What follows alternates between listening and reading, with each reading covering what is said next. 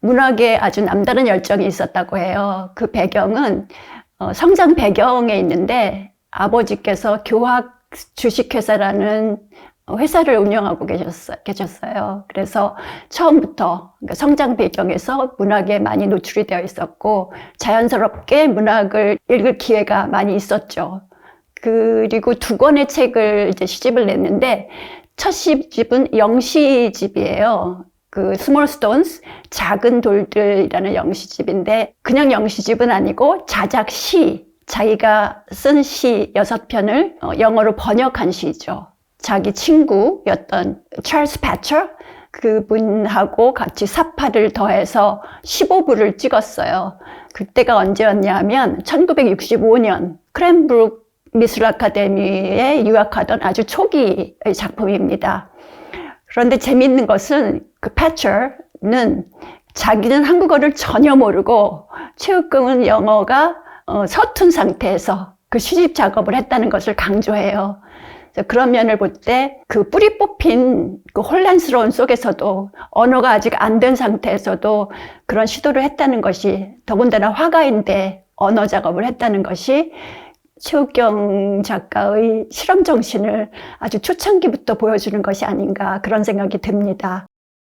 그 낯설은 얼굴들처럼은 쓰지 않으면 안 되는 꼭 써야만 했던 그런 감정을 토로한 시들을 모은 작품이라고 할 수 있어요. 그러니까 자신의 뿌리 뽑힘, 외로움, 슬픔 그런 감정이 너무 이제 강하다 보니까 그때그때 뿜어져 나오는 감정들을 써내려간 시편들입니다. 그래서 첫 판본을 보면 다양한 인종의 사람들의 얼굴이 콜라주처럼 되어 있습니다. 그리고 그 정중앙에 최욱경 작가의 사진이 같이 있어요. 그러니까 서로 낯설은 얼굴들처럼 돼서 최욱경 작가도 낯설은 얼굴들을 바라보고 자기 자신도 낯설게 바라봐주는 그런 형상이 되는 그런 시집입니다. 그래서 결국은 소통이 부재예요. 시도를 했지만 머뭇거리다 소통은 부재되고 사라지는 빗물처럼 쓰러져 버린다. 이렇게 하면서 이제 시집을 마치거든요. 그런데 중요한 것은 그것이 전부가 다가 아니죠. 그 후기에서 보듯이 이 시는 슬픔과 외로움에서 내가 내던지는 조약돌 같은 목소리이다.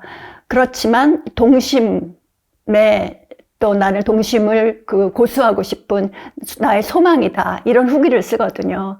그것이 낯설은 얼굴들의 시집 전체입니다. 그리고 소통 부재, 낯설은 얼굴들 사이의 그 소외감이니까 당연히 주된 정조의 시들은 길 잃음, 이름 없음 이렇게 될 수밖에 없죠. 그 당시에는 이런 방향 상실감이 주 정조가 되니까 여러 시의 모티프가 됩니다. 내가 지금 어디 있는지, 어디로 갈지, 그러니까 내가 지금 밀쳐놓은 자문 중에 하나이다. 이렇게 얘기를 하고 있습니다.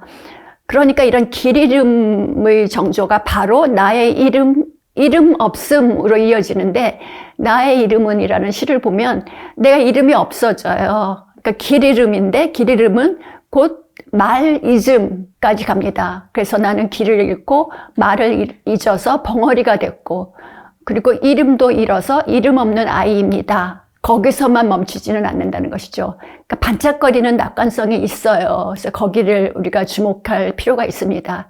그리고 생의 의지가 보여요. 길 잃음과 이름 없음이 주된 정조이지만 반짝이는 낙관성 그리고 생의 의지 그것을 우리가 찾아내야 될 필요가 있는 것이죠. 그 대표적인 시가 방향미정이라는 시예요. 화자가 어디론가 떠나고 싶어요. 어디론가 떠나고 싶은데 방향을 알 수가 없어요. 방향을 알 수는 없지만 떠나야만 한다는 당위성 때문에 불안합니다. 그렇지만 귀착지가 어딘지를 모르니까 어디로 가야 할지를 모르니까 두려워서 되돌아갈까? 이런 생각도 합니다. 그렇지만 되돌아가려니 그것도 두려워요. 그래서 이런 진퇴양난의 갈림길에서 이 화자는 자기 존재 이유를 다시 한번 숙고해야 되고 가야 할 향방을 다시 또 찾아야 하고 갈등 상황을 그리고 있는 것이 방향미정이라는 시입니다. 그렇지만 시 후반전에 갈수록 지금은 방향을 이렇게 모르지만 나는 어떻게 하든지 방향을 찾아서 앞으로 나아갈 것입니다. 라는 의지를 강하게 결연하게 밝힙니다. 그러니까 서둘지 말고 나를 좀 기다려달라. 날카로운 칼로 자르지 마세요. 이런 식으로 시가 끝나고 있거든요. 영시집에도 실린 것인데 그래도 내일은 이라는 시가 있어요. 그래도 내일은 쏟아지는 햇살, 다시 해가 솟을 것이고 햇살이 쏟아질 것입니다. 이런 낙관적인 아주 밝은 그런 시로 끝이 나는 시가 있습니다. 어머니의 옛날 얘기는 그러면 무엇이냐? 그 시 자체가 거기 그 시집에 있다는 것 자체가 중요하다고 생각이 들어요. 그 다른 시들이 서정시 아니면 서경시거든요. 그러니까 감정의 토로 아니면은 그 장면들을 그림 그린 거, 화가처럼 그림 그린 시들이 많은데 어머니의 옛날 이야기는 그거보다는 스토리텔링이에요. 스토리입니다. 우리가 잘 알고 있는 빨간 두건 이런 동화가 있어요. 그러니까 빨간 두건을 패러디한 그러니까 동화시 같은 시입니다. 깊은 숲속에 들어가면 늑대가 있다. 늑대가 환대를 하거나 늑대가 너를 초대해도 모르는 척해라. 모르는 척하고 얼른 지나가라. 그렇지 않으면 아버지의 구원이 없는 깊은 숲속에서 너를 잡아 먹어버릴 것이다. 그것을 기억할 만한 어머니의 옛날 이야기라고 합니다. 그러니까 기억할 만한, 기억해야만 할 어머니의 옛날 이야기. 그런데 화자는 어떻게 하느냐? 미소를 짓는 늑대를 만났을 때 어머니의 옛날 얘기가 기억은 났지만 미소로 화답을 한다고 대답을 합니다. 어머니의 옛날 얘기는 금기와 경고의 이야기잖아요. 그리고 아버지의 법을 거스르는 것을 막는 시입니다. 그런데 이 화자는 그것을 그냥 건너버리거든요. 늑대의 미소에 화답을 하고 손에 손을 잡죠. 근데 그것이 현실과 어머니의 옛날 얘기가 현실과는 맞지 않아요. 왜냐하면 늑대가 잡아먹지 않거든요. 어머니의 옛날 이야기의 마지막 부분을 보면 그 늑대가 황금 모자를 쓰고 깊은 숲속에서 찬란한 태양 아래서 이 화자와 같이 스토리텔링을 합니다. 새롭게 들려오는 그 노래, 그 소리, 그 이야기가 궁금한 거죠. 아까 그런 무서운 먹어버리는 늑대가 아니잖아요. 그런 스토리가 지금 진행되고 있으며 그런 스토리텔링의 가능성을 열어젖혔다는 데서 의미가 있다고 봅니다.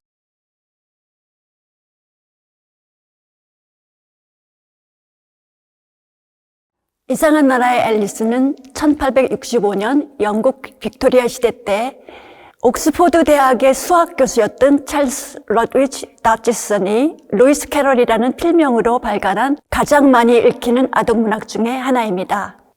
내용을 들어가 보면 언니가 읽는 책을 따분해하던 앨리스는 옷을 입고 달려가는 토끼를 따라 토끼굴로 빠져들어갑니다.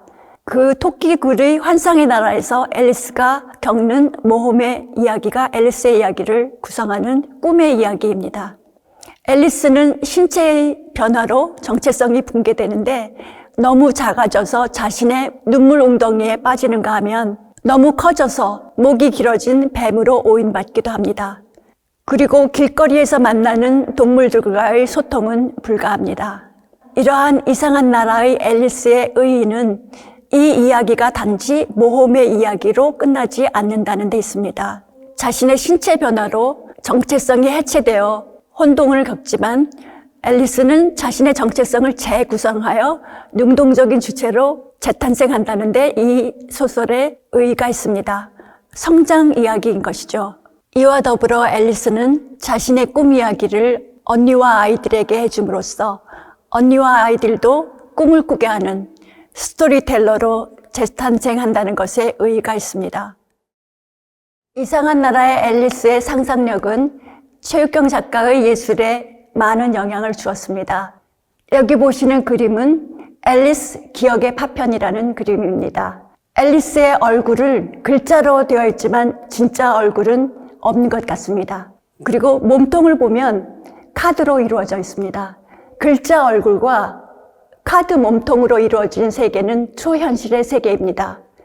이쪽 시에서도 초현실의 세계는 선명하게 반영이 됩니다. 수천 개의 하늘문들이 활짝 열렸고 태양이 백색으로 찬란한데 쏟아지는 광채가 나를 장님으로 만듭니다. 라는 시입니다. 제목에서 보시는 앨리스의 고양이도 현실 세계의 고양이가 아닙니다. 이 고양이는 앨리스가 환상의 나라에서 만나는 채쇼 고양이입니다. 이 채쇼 고양이는 초현실적인 고양이인데요. 예를 들면 나타날 때는 웃음이 먼저 나타나고 얼굴이 나중에 나타납니다. 사라질 때는 얼굴이 먼저 사라지고 웃음만 뒤에 남아있다가 나중에 사라집니다. 이렇게 신체의 변형이 일어나는 작품은 모두 초현실의 세계를 다루고 있습니다. 그리고 최욱경 작가가 직접 언급한 이상한 나라의 앨리스에 영향을 받은 작품들이 있습니다. 이것은 1977년에서 1978년 미문화원에서 열린 초대 개인전 뉴멕시코의 인상에 출품된 작품들입니다. 이 작품들에 대해서 최욱경 작가는 나는 이상한 나라의 앨리스에서 앨리스가 꿈속에서 본 동물들을 의인화하여 환상적으로 그렸다라고 언급하고 있습니다. 이상한 나라의 앨리스에 대한 이러한 각별한 관심은 최욱경 작가의 시집 낯설은 얼굴들처럼의 후기에서 나타난 동심에 머물며 동심을 통해 소통하고 싶다는 소망과 연결되는 것이 아닌가 싶습니다.